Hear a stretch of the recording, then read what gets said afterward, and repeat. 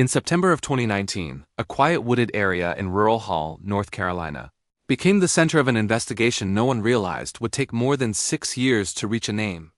A hunter walking through the trees near what was once an RV dealership noticed something out of place on the ground.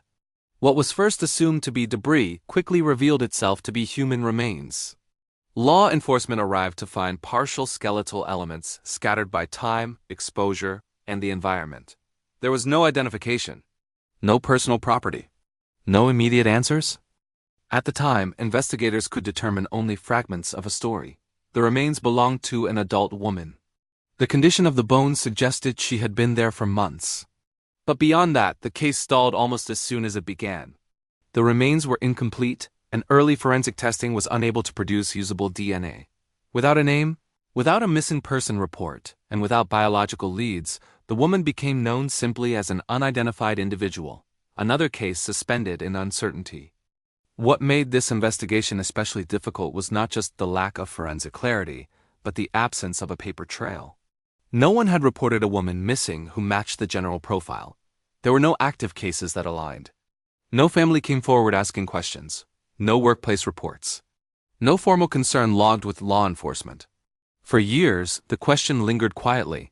How does a person disappear without being noticed? As time passed, the remains were revisited, re-examined, and preserved in hopes that advances in forensic science might one day provide answers that were not possible in 2019. That moment came several years later, when investigators made the decision to pursue genetic genealogy, a method that has transformed cold case investigations across the country. The case was accepted by a nonprofit organization specializing in identifying unidentified remains through DNA comparison and family lineage reconstruction. The process was slow. The initial biological material was fragile, degraded by time and exposure. Progress came in stages. First, a partial genetic profile.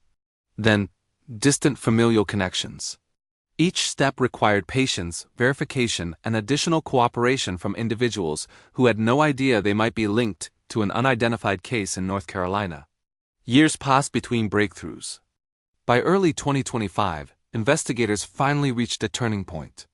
Close family members of a distant relative agreed to submit DNA for comparison. When the results came back, the match was confirmed. The unidentified woman discovered in the woods in 2019 had a name. On December 31, 2025, law enforcement publicly announced the identification of the remains as Maria del Socorro Medina Trejo. Maria was born in Mexico and later made her way to the United States, eventually living in Winston-Salem, North Carolina. She was a mother. She worked. She was part of a community. She lived not far from where her remains were eventually found. And yet, when she disappeared, there was no official record marking her absence.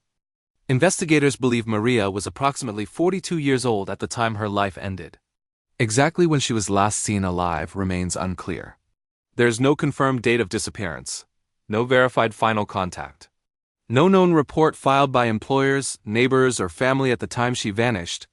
The reasons for that silence are still unknown, but investigators acknowledge that language barriers, immigration concerns, economic instability, and social isolation can all play a role in why some disappearances go unreported.